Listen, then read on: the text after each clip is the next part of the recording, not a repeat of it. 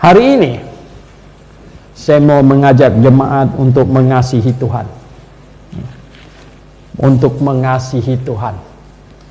Kita perlu membaca Alkitab di dalam Injil Matius pasal yang ke-22. Injil Matius pasal yang ke-22. Kita baca dari ayat 34 sampai 40. Satu perikop. Injil Matius 22 dari ayat 34 sampai 40. Silakan dengarkan, saya membacanya. Hukum yang terutama. Ketika orang-orang Farisi mendengar bahwa Yesus telah membuat orang-orang Saduki itu bungkam, berkumpullah mereka dan seorang dari mereka, seorang ahli Taurat, bertanya untuk mencobai dia, "Guru, hukum manakah yang terutama dalam hukum Taurat?" Jawab Yesus kepadanya, "Kasihilah Tuhan Allahmu dengan segenap hatimu dan dengan segenap jiwamu dan dengan segenap akal budimu. Itulah hukum yang terutama dan yang pertama.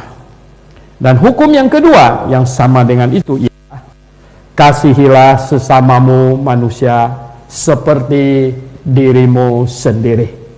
Pada kedua hukum inilah tergantung seluruh hukum Taurat dan kitab para nabi." Mari kita berdoa. Bapa di surga, kami hari ini datang berjemaat, berkumpul bersama-sama. Kami menyanyikan pujian, lagu yang mengekspresikan hati kami. Dan Tuhan, tiba saatnya kami dalam acara ini untuk menyelidiki firman-Mu, untuk mendengar pengajaran yang Engkau tuliskan, diuraikan, supaya kami mengerti maksud-Mu dalam hidup kami, anak-anak-Mu yang telah Engkau menangkan, yang telah menjadi milik-Mu. Tolong kami Tuhan, pimpin kami semuanya, agar hati kami diterangi, pikiran kami juga semuanya, untuk kemuliaan nama-Mu Tuhan. Sementara kami masih hidup, kami memancarkan sinar kemuliaan-Mu. Terpujilah nama-Mu Bapa Surgawi. Dalam nama Tuhan Yesus Kristus kami berdoa. Amin. Ayat-ayat yang barusan kita baca tadi berkata bahwa supaya kita mengasihi Tuhan Allah kita. Dengan apa katanya? Segenap hati, segenap jiwa, dan segenap akal budi. Kemudian hukum yang bersamaan dengan itu. Yang kedua, kasihilah sesamamu manusia seperti dirimu sendiri. Dan kata Tuhan bahwa seluruh kitab Taurat dan kitab para nabi sebenarnya dapat disimpulkan dengan dua, yaitu mengasihi Tuhan dan mengasihi manusia. Nah, jemaat yang saya kasih dalam Tuhan Yesus Kristus, luar biasanya Tuhan, ya, agung dan mulianya Tuhan adalah Dia pribadi yang sempurna. Dia pribadi yang sempurna, yang pribadi yang sempurna kasihnya. Kasihnya sempurna. Tuhan yang mempunyai perasaan, bukan hanya mempunyai pikiran, tapi mempunyai perasaan. Aspek perasaan. Dan Tuhan ini menciptakan ya makhluk, ya. Ada banyak makhluk, tumbuh-tumbuhan, ya. Sebenarnya tingkatannya tumbuh-tumbuhan, makhluk dan lain sebagainya, ada tingkat kemampuan berpikir dan kecerdasannya. Mungkin kita pikir bahwa pohon tidak berpikir. Saya kurang tahu kebenarannya seberapa, tapi saya nonton di TV National Geographic, katanya orang di Pulau Solomon, kalau pohonnya terlalu besar tidak mampu mereka tebang, dan mereka naik ke atas pohon itu teriak, marah-marahin ya pohon itu, marah-marahin. Tiap hari mungkin naik satu kali, marah-marahin dia. Lama-lama pohonnya mati sendiri, katanya. Ya, nah ini saya bilang saya tidak tahu seberapa kebenarannya. ternyata dia berasa juga bahwa dia tidak disenangi lagi gitu. Karena dia layuk dan mati sendiri. Apalagi binatang. Yang paling banyak perasaan itu anjing. Ya. Anjing saya, kalau dia sudah bikin salah, gitu. Sekarang ada satu ekor yang kecil. Kalau dia sudah bikin salah, dia kencing sembarangan. Saya baru bilang, kamu kencing di mana? Dia sembunyi. Dia sembunyi, dia tahu dia salah ini, dia salah. Dia sudah sembarangan kencing. Nah, saudara yang saya kasih dalam Tuhan, apalagi manusia. Manusia dan malaikat diciptakan mempunyai perasaan dan akal budi. Saudara yang saya kasih dalam Tuhan. Nah, yang demikian ini, manusia ini mampu mengasihi. Kalau mampu mengasihi, berarti juga bisa positif, bisa negatif, bisa mengasihi, bisa membenci, bisa menyayangi, bisa marah, bisa senang, bisa marah. Nah, ini manusia. Saudara yang saya kasih dalam Tuhan Yesus. Di berbagai seminar, banyak orang bertanya, Pak Suwento, kenapa Tuhan mau bikin pohon di tengah taman itu? Itu kan malapetaka. Kalau tidak ada pohonnya kan tidak ada masalah sampai hari ini. Lah, saya bilang, masalahnya bukan pohon itu. Pohon itu diciptakan oleh Tuhan dan Tuhan kasih alternatif. Ya. Makanlah buah pohon kehidupan dan jangan makan buah pohon pengetahuan yang baik dan yang jahat. Ada alternatif. Kenapa Tuhan kasih alternatif? Karena Tuhan menciptakan manusia yang bisa memilih. Ini Calvinis ini ngawurnya minta ampun. Nah, mengapa memilih? Karena Tuhan mau cinta, kasih manusia. Kasih.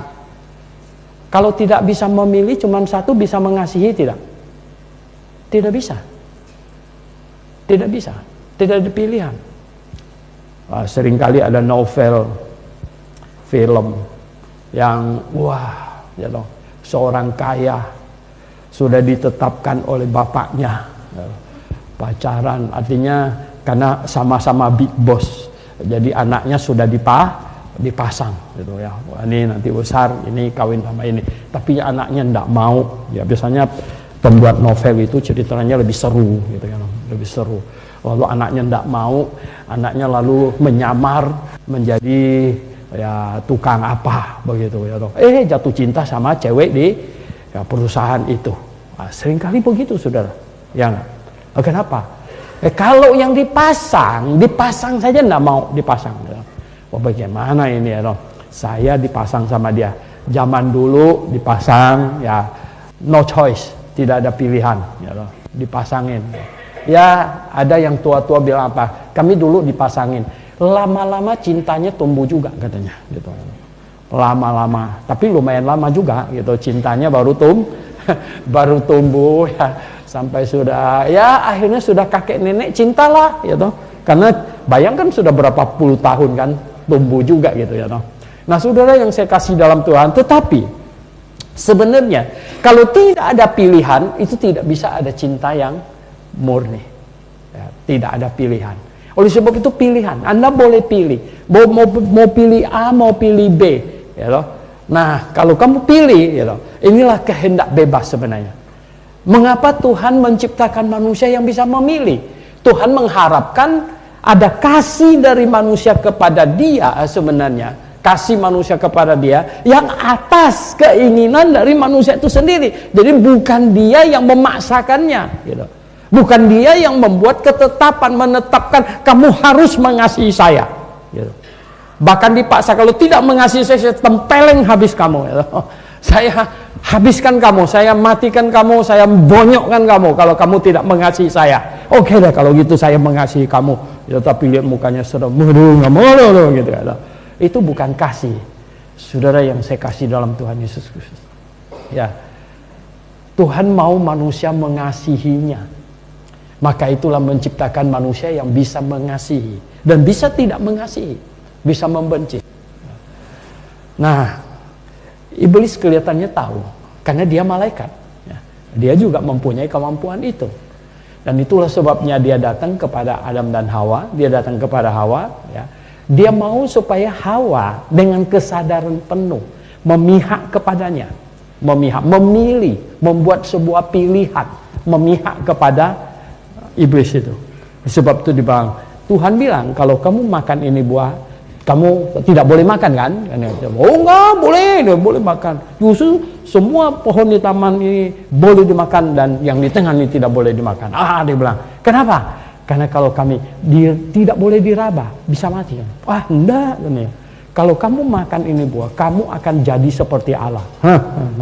Sekarang inilah pilihan. Mau jadi Allah atau mau tetap jadi manusia? Ini jadi pilihan sekarang ini, ya kan? Mau jadi Allah, mau tetap jadi manusia. Dia pilih mau jadi Allah. Banyak manusia mau pilih jadi Allah.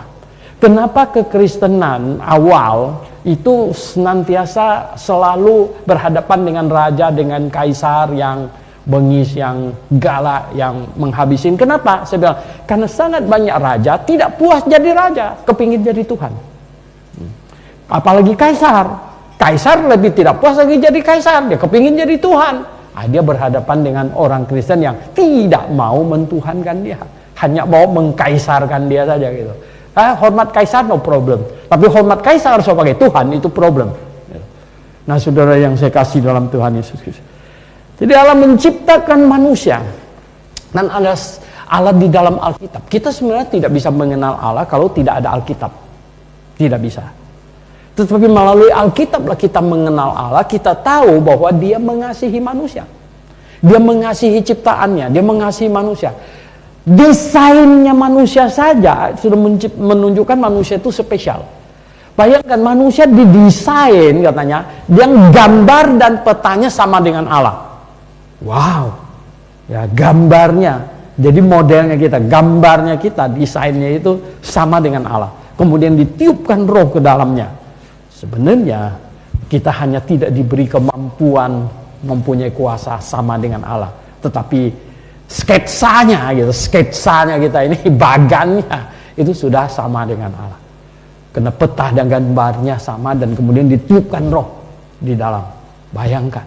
Nah, saudara yang saya kasih dalam Tuhan Yesus, kepada makhluk yang demikian inilah Allah mau mencurahkan kasih-Nya. Dan mau meminta supaya manusia juga atas kesadaran dirinya mau mengasihi Tuhan kembali. Atas kesadaran dirinya mau mengasihi.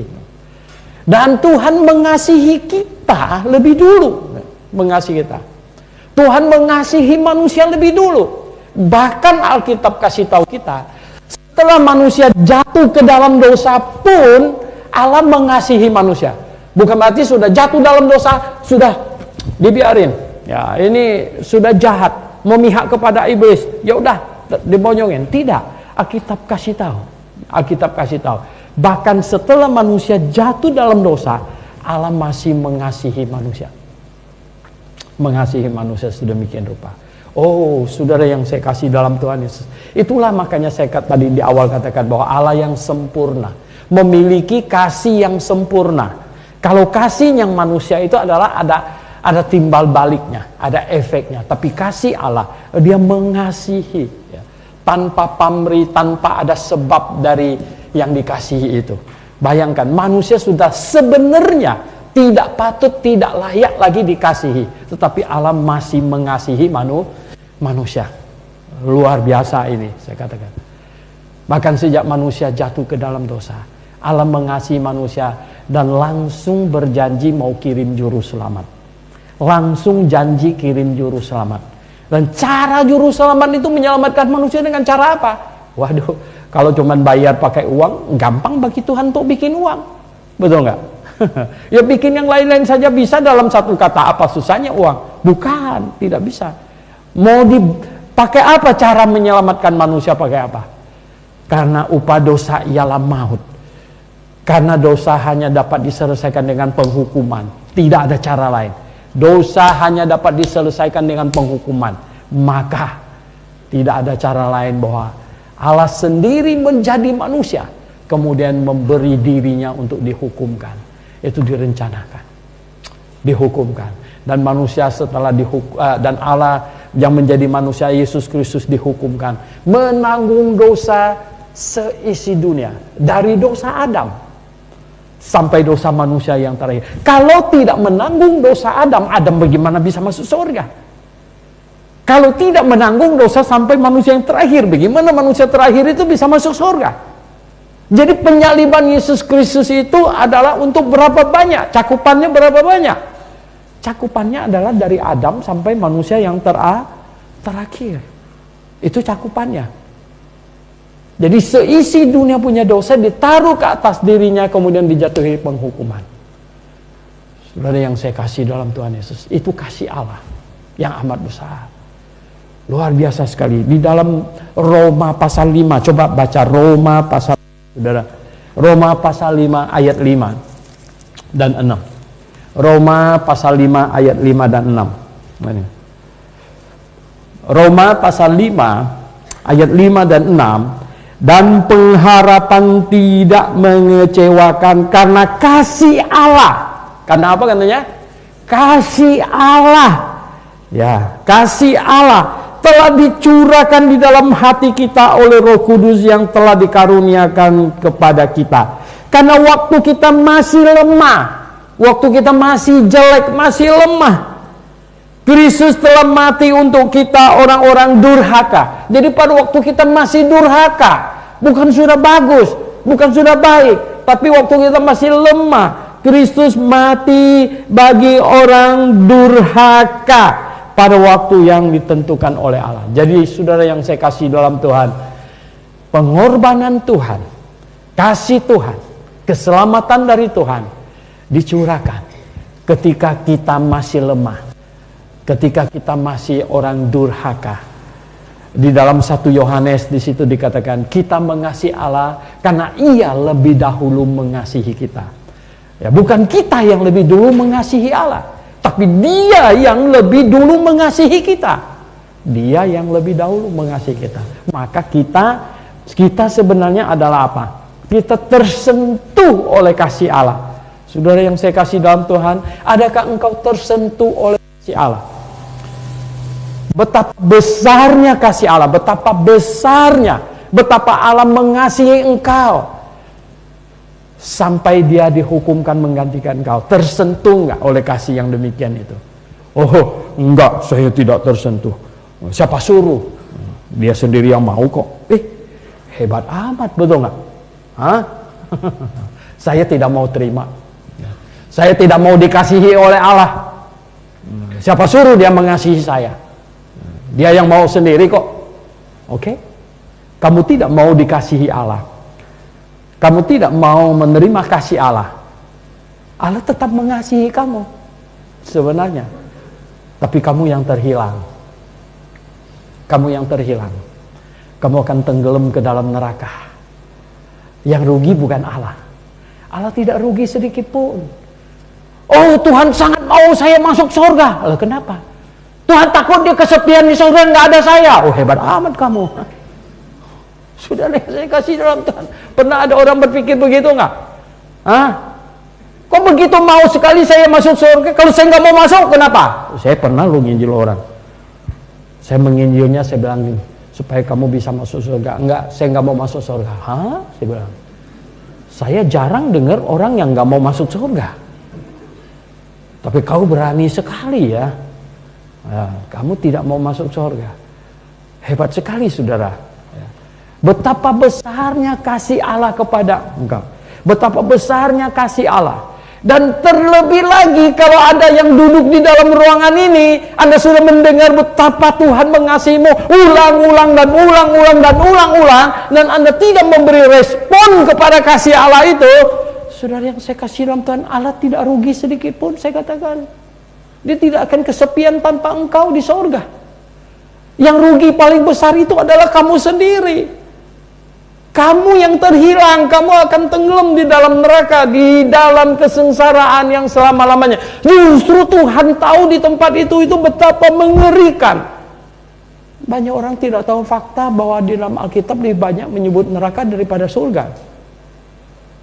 Tuhan sampai berkata begini, tahu nggak? Jikalau mata kamu sebelah menyesatkan engkau, katanya apa? Cungkilah dan buanglah, sebab lebih baik bagi kamu ya dengan satu mata masuk surga dan daripada dua mata masuk ke neraka. Wow, bandingannya, ini bandingannya. Nggak suruh cungkil-cungkil ya, jangan pulang dari sini ada yang matanya hilang satu, nanti saya bisa salah besar ini ya. Karena ada yang ngawur sekali waktu COVID lagi heboh-hebohnya, Trump bilang kalau gitu boleh minum deterjen. Ada beberapa yang mati minum deterjen katanya gitu. Saya bilang kenapa ada yang bodoh begitu gitu. Nanti suruh cungkil-cungkil mata, pulang dari sini kalian ada yang buta, saya nggak salah ya. Saya nggak suruh begitu. Itu perbandingan Tuhan, perbandingan. Betapa dahsyatnya kalau kau pergi ke neraka, lebih baik kamu pergi ke surga katanya. Dan Tuhan sudah menunjukkan kasih-Nya. Tuhan menunjukkan kasih. Tuhan mau mengasihi manusia, dan Tuhan tahu manusia bisa mengasihi balik kepadanya, dan itu haruslah atas pilihan manusia itu sendiri. Bukan Tuhan yang tentukan dia mengasihi balik Tuhan. Kalau Tuhan yang menentukan dia mengasihi balik Tuhan, itu tidak ada nilainya. Tidak ada nilainya. Karena itu nilainya ada pada Tuhan, bukan pada orang itu. Karena dia jadi bukan orang itu yang mengasihi, Tuhan yang mengasihi dirinya sendiri. Manusia hanya diperalat untuk didorong mengasihi dirinya. Bukan begitu caranya. Saudara yang saya kasih dalam Tuhan, tidak begitu. Tuhan menciptakan manusia yang memang bisa mengasihi. Bisa mengasihi. Jadi Tuhan menciptakan manusia yang bisa mengasihi, dan Tuhan mau kasih itu keluar dari dalam diri manusia. Bisa ada rangsangan, oh ya, pemberitahuan. Saya yakin sekarang, apalagi di zaman modern ini, Anda tidak mau menikahin seseorang yang terpaksa menikah dengan kamu, betul nggak? Ya. Kamu kurung dia dengan segala macam cara, ya dah. Dengan segala macam cara kamu kurung dia, kamu jegal dia dengan segala daya upaya, dan akhirnya kamu berhasil menikah dengan dia. Dan ujungnya dia tahu, oh rupanya begitu dong tekniknya. Sampai saya lalu mau sama dia, biasanya marah besar malah ujungnya.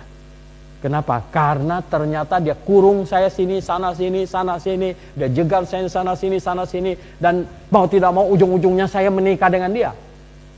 Saudara, Tuhan tidak mau begitu. Tuhan tidak mau begitu. Tuhan malah bicara tentang orang Yerusalem, dia bilang apa? Yerusalem, Yerusalem, berapa kali aku seperti seekor induk ayam mau mengumpulkan kamu di bawah sayapku, tetapi kamu tidak mau. Kamu tidak mau. Ya, jadi Tuhan sangat mau, kamu tidak mau. Wah, Calvinis langsung berseru, lah kenapa bisa ada kemauan Tuhan yang tidak tercapai? Berarti Tuhan kurang kuasanya.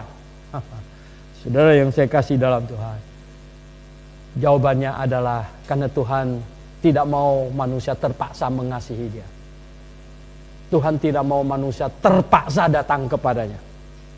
Tuhan tidak mau makhluk yang dia ciptakan, yang dia beri akal budi, dia beri kehendak bebas, itu terpaksa ya, mengasihi Tuhan karena terpaksa, datang kepada Tuhan karena terpaksa. Tuhan tidak mau begitu. Tuhan mau kita memberitakan Injil. Tuhan mau kita menceritakan kasih Tuhan. Tuhan mau kita menyampaikan kepada seisi dunia betapa Tuhan mengasihi. Maka itu di jemaat di gereja kita sampaikan kasih Tuhan sebesar-besarnya, sehebat-hebatnya. Ulang-ulang dan ulang-ulang sampaikan kasih Tuhan kepada Anda, kepada kamu semua. Dan kalau kamu tidak memberi respon, oh saudara yang saya kasih dalam Tuhan, itu sudah pernah disampaikan kepadamu. Anda pernah mendengarnya, tapi tidak merespon kasih Tuhan yang amat besar itu. Nah saudara yang saya kasih dalam Tuhan, sekarang Tuhan mau nomor satu, orang merespon mengasihi Tuhan dengan memberi jawab, dengan berkata, betul Tuhan, saya tersentak oleh kasih-Mu, dan saya menyadari saya orang berdosalah, maka Engkau sampai mau berkorban sedemikian rupa untuk menyelamatkan saya. Menyadari kasih Tuhan itu adalah menyadari bahwa Dia melakukan sesuatu yang amat besar untuk menyelamatkan kita. Kalau Tuhan tidak melakukan apa-apa untuk menyelamatkan saya tidak tahu Dia mengasihi saya. Kalau dia terpaksa punya, Tuhan terpaksa menyelamatkan saya, bukan karena dia mengasihi saya. Saya baca satu cerita yang agak lucu dan tertawa juga katanya. Ada seorang perempuan waktu mereka pesta di sebuah geladak kapal, jatuh ke dalam laut, gitu. Jatuh ke dalam laut, ya. Kemudian ada satu orang muda terjun ciup gitu, dan selamatkan dia, bawa naik. Wah, semua orang bertepuk. Ini orang muda ini pahlawan. Tapi dia malah cari-cari, dia bilang apa? Tadi siapa yang dorong saya?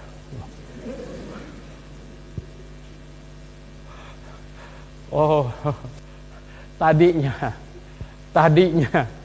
semua orang di situ yang bertepuk tangan bahwa dia seorang pahlawan terdiam. Ternyata bukan dia mau loncat sendiri punya, malah dia cari-cari tadi siapa yang dorong saya, siapa yang jorokin saya. Saudara yang saya kasih dalam Tuhan, Yesus Kristus mati di atas kayu salib menanggung dosa seisi dunia, bukan dijorokin, saudara. Itu dia baca dalam Yohanes 3 ayat 16. Karena begitu besar kasih Allah kepada manusia, sehingga ia memberikan anaknya yang tunggal. Disalibkan di atas kayu salib menanggung dosa kita. Bukan terpaksa. Karena kasih. Karena kasih. Nah, itulah sebabnya start awal manusia yang diinginkan oleh Allah adalah mengasihi balik dengan merespon betapa besarnya kasih-Mu Tuhan. Maka itu saya tahu bahwa Engkau menyelamatkan saya, itulah tanda kasih-Mu yang besar itu. Lah, kenapa kamu perlu diselamatkan? Karena kamu tidak selamat. Kalau kamu selamat, perlu diselamatkan nggak? Tidak perlu. Kenapa kamu bisa tidak selamat? Tidak selamat karena kamu jatuh dalam dosa. Manusia jatuh dalam dosa tidak selamat. Maka Allah mau menyelamatkan kamu. Oleh sebab itu, orang yang menerima keselamatan dari Tuhan, nomor satu adalah menyadari diri orang berdosa dulu. Kalau engkau merasa tidak berdosa, engkau tidak perlu juru selamat. Saya kasih tahu. Kalau engkau tidak menyadari diri orang berdosa, Tuhan memang tidak menyelamatkan kamu. Kamu tidak perlu diselamatkan. Karena kamu memang tidak berdosa kok. Untuk apa selamatkan kamu? Kamu tidak dalam kondisi tidak selamat. Tapi karena kamu berdosa, karena kita berdosa, maka Tuhan menyelamatkan kita. Karena berdosa itulah kita tidak bisa ke surga, akan pergi ke neraka, dan Tuhan menyelamatkan kita. Wah, ini hebatnya. Jadi membalas kasih Tuhan yang pertama itu adalah mengakui diri orang berdosa.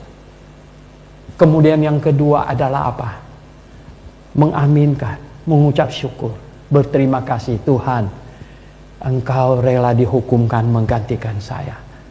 Saya sangat amat tersentuh. Saya sangat amat bersyukur Tuhan.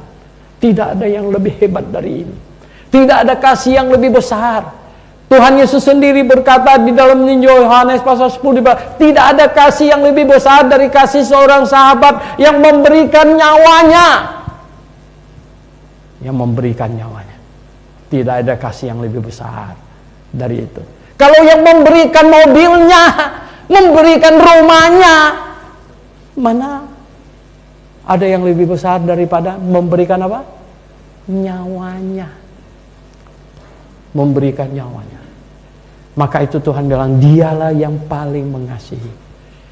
Jadi kalau Anda sudah menerima kasih Tuhan Yesus, mengaku diri orang berdosa, kemudian mengaminkan Yesus dihukumkan bagi Anda, mengaminkan Yesus dihukumkan. Oh, syukur Tuhan, syukur.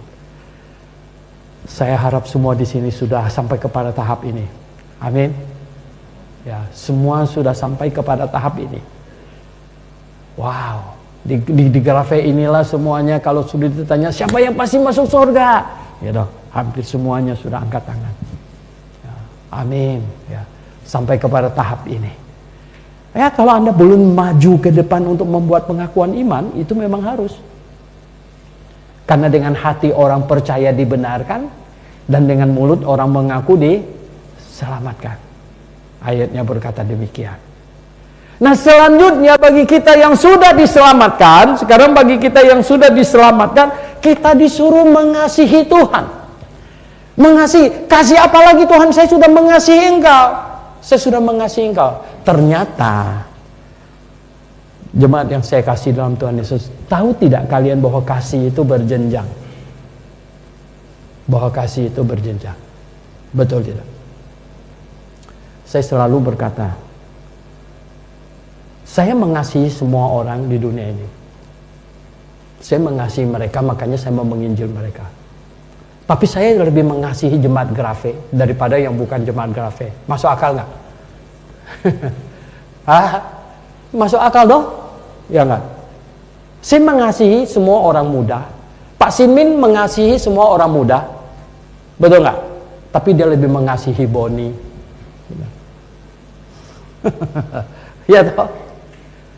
Masuk akal nggak? Orang muda yang lain boleh iri nggak? Nggak boleh iri. Nah, begitulah. Kasih itu berjenjang. Kasih itu berjenjang. Oh, saya mengasihi semua wanita di muka bumi ini. Tapi saya lebih mengasihi wanita jemaat Grafe. Masuk akal nggak? Dan saya mengasihi semua wanita di Grafe ini. Amin. Tapi jelas lebih mengasihi Simo. Mana dia? Ya, kalau sama bisa gawat. Betul nggak?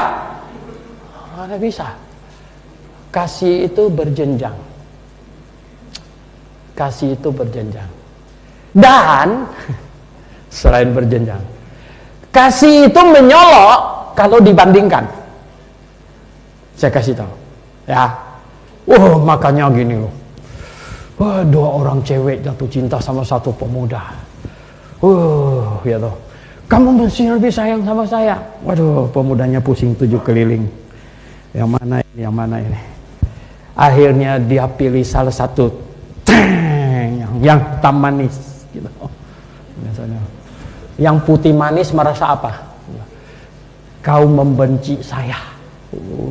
Dia marah besar. Semua foto berdua dipotong 2, gitu. Lalu ngomong apa? Kamu sudah membenci saya. Benci nggak sebenarnya? Tidak. Karena lebih mengasihi yang hitam lebih dikit, gitu, daripada yang putih itu. Ya. Kalau dibandingkan dengan yang lain lagi, lebih mengasihi ini. Itu begitu sebenarnya. Nah, sekarang saya hanya mau mengajak Anda untuk memahami betapa Tuhan omong apa, teman. Barang siapa yang tidak mengasihi aku lebih dari ayahnya dan ibunya, lebih dari saudaranya, laki-laki dan perempuan, ia tidak layak menjadi muridnya. Bahkan di tempat lain di Injil Lukas dicatat lagi, barang siapa yang tidak membenci bapaknya dan ibunya, membenci saudaranya, dia tidak bisa jadi murid. Sehingga banyak orang, kalau seminar itu kan kalau tanya jawab nggak ada batasnya. Tanya, kok Tuhan mengajarkan kita benci orang, Pak Soento, bagaimana sih? Saya bilang bukan, Tuhan tidak ngajar. Tuhan ngajar kita mengasihi orang. Ini baca kan suruh benci. Saya bilang begini, Tuhan itu sedang membuat perbandingan. Tuhan sedang membandingkan. Ketika kamu didesak untuk memilih ayahmu atau Tuhan, dan ayahmu juga mendesak-desak kamu memilih dia, dan saat itu kamu memilih Tuhan, ayahmu ambil kesimpulan, kamu sudah membenci aku. Padahal dia benci bapaknya nggak? Oh tidak, jelas tidak. Tapi bapaknya sendiri menyimpulkan, kamu sudah membenci aku. Begitu juga saudaranya yang lain, segala macam. Saudara yang saya kasih dalam Tuhan Yesus, karena kasih itu menyolok ketika dibandingkan. Amin. Anda paham akan hal ini, bahwa kasih itu menyolok ketika dibandingkan. Oleh sebab itu, ya, kasih menyolok dibandingkan. Kasih itu lebih menyolok lagi jikalau apa yang diberikan. Gitu. Apa yang diberikan? Ya enggak? Wow. Diberikan cincin. Gitu. Dibawa ke toko emas, Pak Luki. Dites, ternyata sepuan.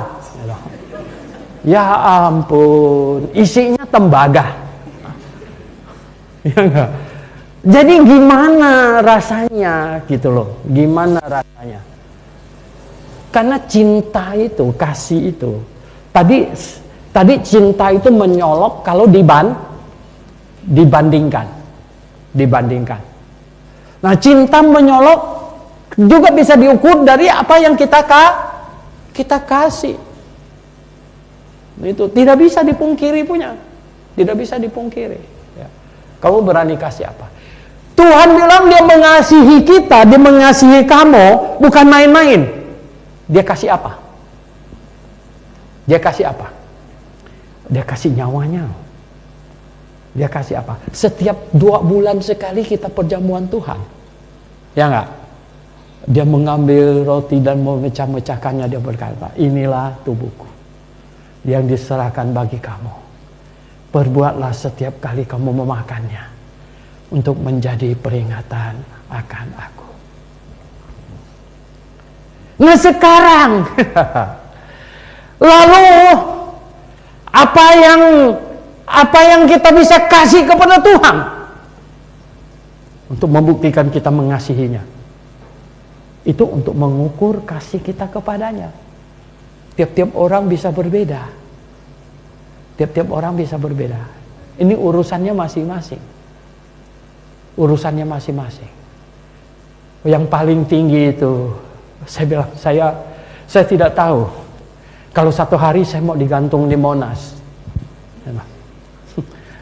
Ya, karena Tuhan. Karena saya sudah nonton banyak film pendek.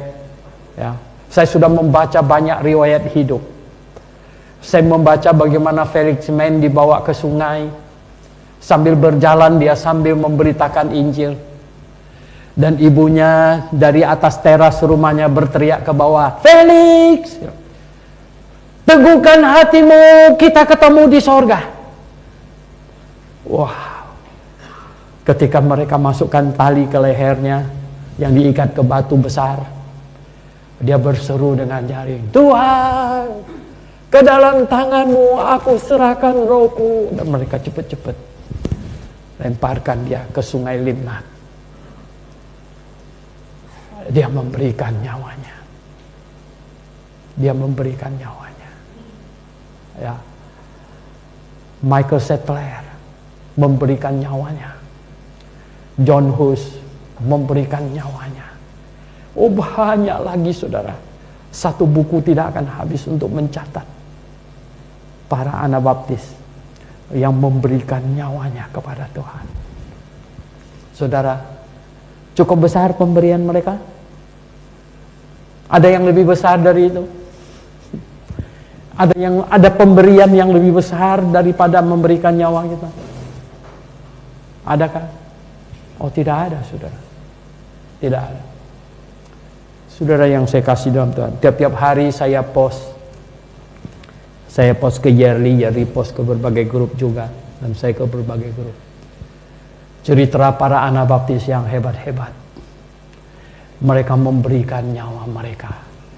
Tidak ada pemberian yang lebih besar dari itu lagi kepada Tuhan, saudara. Tidak ada, saya katakan. Sungguh luar biasa mengasihi Tuhan. Kalau kasih saya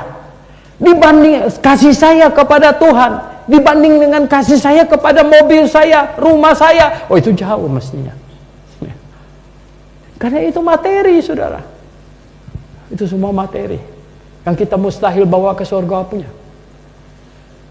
Lalu sekarang saya mengasihi manusia yang Tuhan mau kita. Hukum yang kedua, kasihilah sesamamu manusia seperti dirimu sendiri.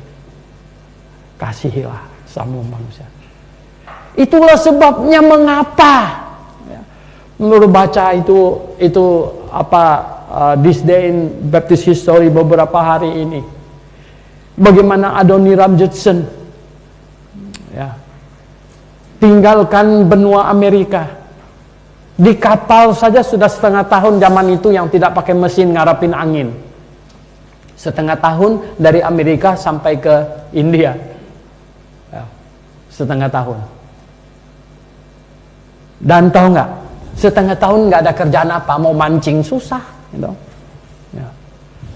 Baca Alkitab terus, baca Alkitab terus. Akhirnya sampailah dia kesimpulan. Adoniram Judson suami istri dengan Anne, istrinya Anne.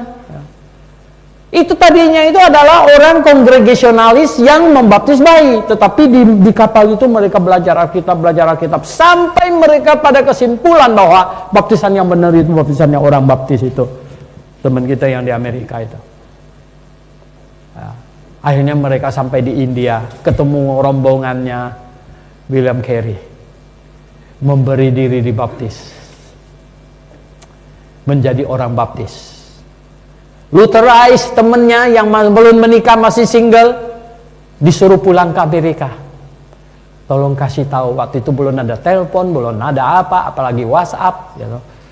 Belum ada semua. Diutus pulang, saudara. Naik kapal lagi setengah tahun pulang. Walau itu nggak gampang itu. Pulang kasih lapor kepada mereka di sana bahwa sudah berubah dari orang kongregasionalis menjadi orang baptis sekarang ini. Akhirnya apa? Dipecat, diberhentikan, kelaparan. Mereka tidak ada duit karena diberhentikan. Saudara yang saya kasih dalam Tuhan, anaknya meninggal, istrinya meninggal, satu persatu anaknya meninggal, istrinya meninggal. Sampai Adoniram Judson katanya sudah mau stresnya putus asa, gali kubur dia sendiri, duduk di tepinya, mandangin lubangnya, saudara. Wah, saya bilang itu sih tidak gampang itu. Sampai orang sudah gali kuburnya dan duduk di sampingnya. Karena apa? Dua, mengasihi Tuhan dan mengasihi sesama manusia. Mengasihi sesama manusia, memberikan nyawanya. Memberi nyawanya kepada Tuhan dan memberi nyawanya kepada sesama manusia. Pengorbanan yang luar biasa. Saudara yang saya kasih dalam Tuhan, itu bukan sembarangan pengorbanan. Itu pengorbanan yang final, yang paling tinggi, yaitu memberikan nyawanya. Oleh sebab itu, saudara yang saya kasih dalam Tuhan Yesus, tidak ada kasih yang lebih besar dari itu. Dan sekarang, tiap-tiap diri kita yang ada di ruangan ini, bebas. Sekali lagi saya ulangi, Tuhan tidak pernah paksa orang mengasihi dia. Tidak pernah. Dan Tuhan tidak mau ada orang yang terpaksa mengasihinya, tidak mau. Dan Tuhan mau kita mengasihinya dari dalam hati kita, dari kita. Dan berapa besar kasih kita kepada Tuhan.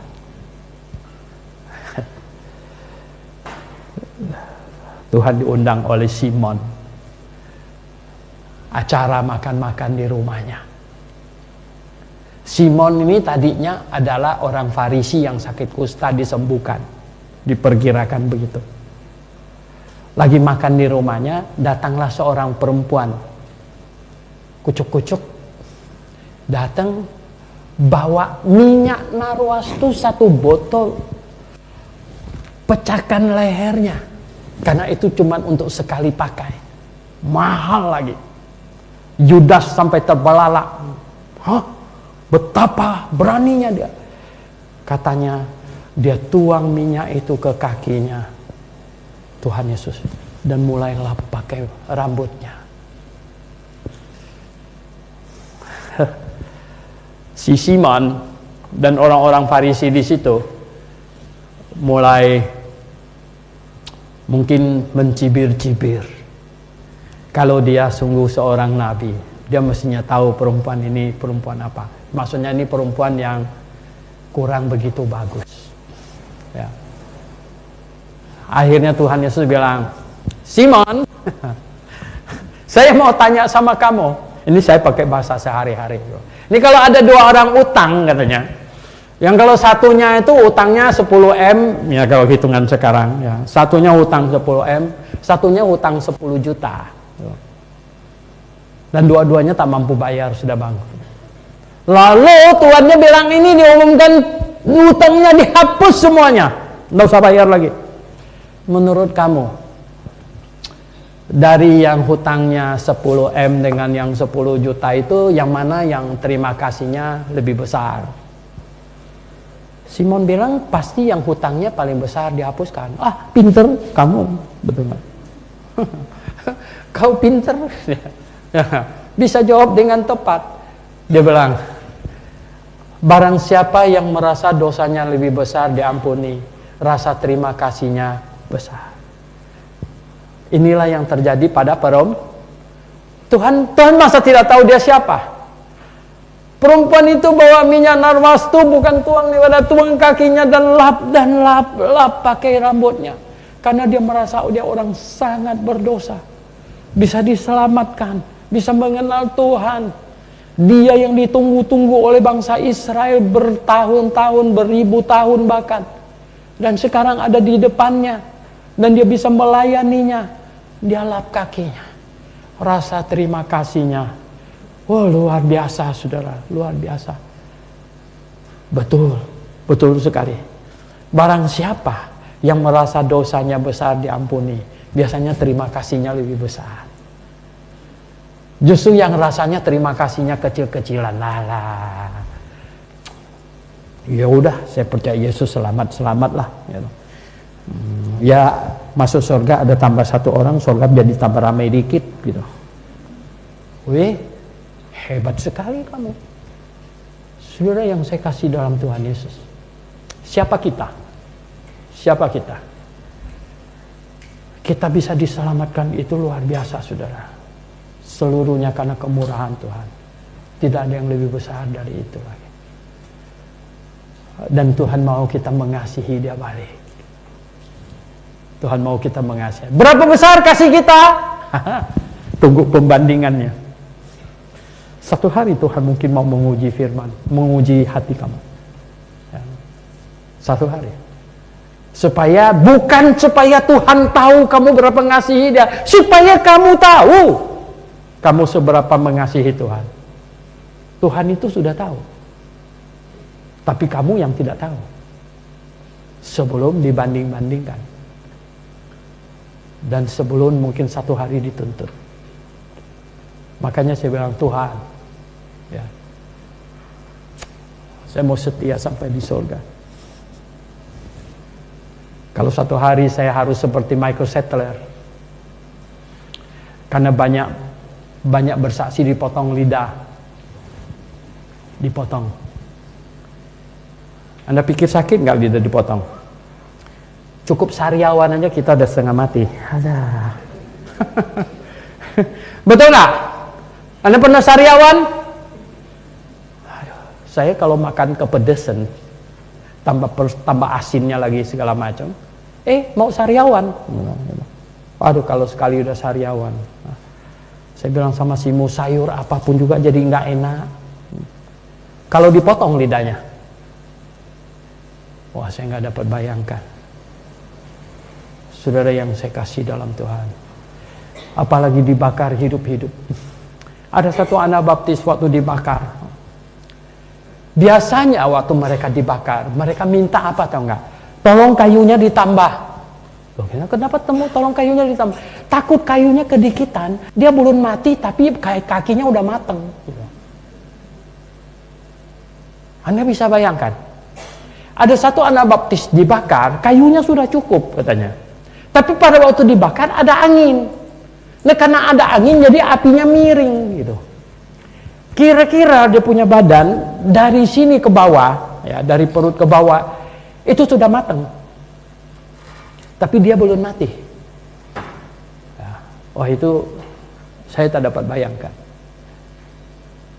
Menurut Anda kasihnya kepada Tuhan besar atau kecil? Dia sudah membuktikannya. Dan kita sudah membuktikannya. Seberapa engkau mengasihi Tuhan? Seberapa engkau mengasihi Tuhan? Saya berkata orang Kristen yang berasal dari gereja, yang menggembar-gemborkan. Datang ke gereja akan dapat berkat, datang ke gereja akan jadi kaya, datang ke gereja sehat walafiat, segala sakit hilanglah oleh bilur-bilurnya. Semua orang datang, nggak ada perlu masuk BPJS lagi, betul Kak? Oh, repot, mana ada macam itu mengasihi Tuhan atau mengasihi diri sendiri? Saudara yang saya kasih dalam Tuhan, tidak demikian, saudara. Tidak demikian. Kasih kita pada Tuhan satu hari harus dibandingkan. Satu hari harus dibandingkan dengan kasih yang kepada yang lain-lain. Dan kasih kita kepada Tuhan harus diukur dengan apa yang kita berani persembahkan kepadanya. Rela enggak? Kalau satu hari yang dituntut itu adalah nyawamu, rela tidak? Dengan sukacita tidak mempersembahkannya? Saudara, satu ayat untuk menutup. 1 Korintus 16. 1 Korintus 16. Kita baca bersama-sama. Ayat 21-22. 1 Korintus 16. Ayat 21-22. Sama-sama kita membacanya. 1, 2, 3. Dengan tanganku sendiri aku menulis ini. Salam dari Paulus. Siapa yang tidak mengasihi Tuhan, terkutuklah ia. Maranatha. Dengan tanganku sendiri aku menulis ini. Banyak penafsir menafsirkan bahwa Paulus zaman itu belum ada kacamata, jadi matanya minus. Jadi orang lain yang tulis, dia cuma ngomong. Tapi khusus yang ini, dia bilang, aku menulisnya dengan tanganku sendiri. Siapa yang tidak mengasihi Tuhan, terkutuklah dia. Maranatha.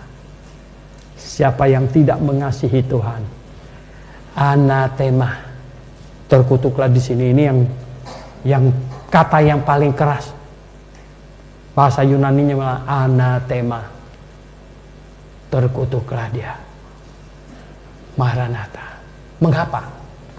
Karena Tuhan sudah terlebih dahulu mengasihi kita. Karena kasih Tuhan begitu besar kepada kita. Dan dia telah memberikan nyawanya, dirinya untuk kita. Tidak ada lagi yang lebih besar dari kasih itu, saudara. Tidak ada lagi. Dan sebenarnya dia menuntut kasih dari kita juga. Kasih dari kita. Dan berapa besar kasih yang dia tuntut dari kita?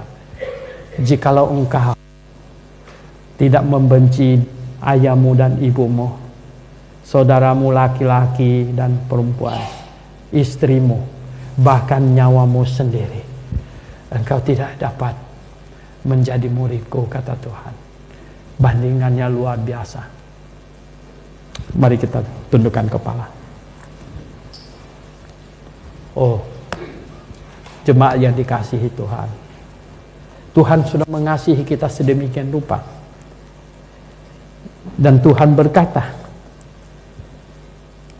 di dalam Injil Yohanes pasal yang ke-14 ayat yang ke-15. Injil Yohanes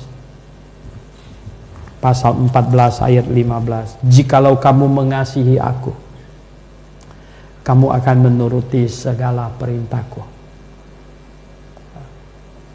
Tuhan mau kita menuruti perintahnya bukan karena takut kepada dia. Bukan kita tidak ada pilihan, no choice. Mau tidak mau harus taat. Bukan. Tuhan mau kita taat kepadanya karena kita mengasihinya. Amat sangat mengasihinya. Karena dia sudah mengasihi kita juga. Bapa di sorga, terima kasih untuk firman-Mu. Terima kasih karena firman-Mu mengingatkan kami betapa besarnya kasih-Mu kepada kami. Tidak ada kasih yang lebih besar lagi, Tuhan. Dan kami sudah mengetahuinya, sudah menyambutnya, sudah menerimanya. Tuhan, tolonglah kami. Tolonglah kami agar kami berusaha untuk mengasihi Engkau. Mengasihi Engkau sedemikian rupa. Terpujilah nama-Mu. Engkau dipermuliakan di dalam hidup kami. Dalam nama Tuhan Yesus, kami berdoa.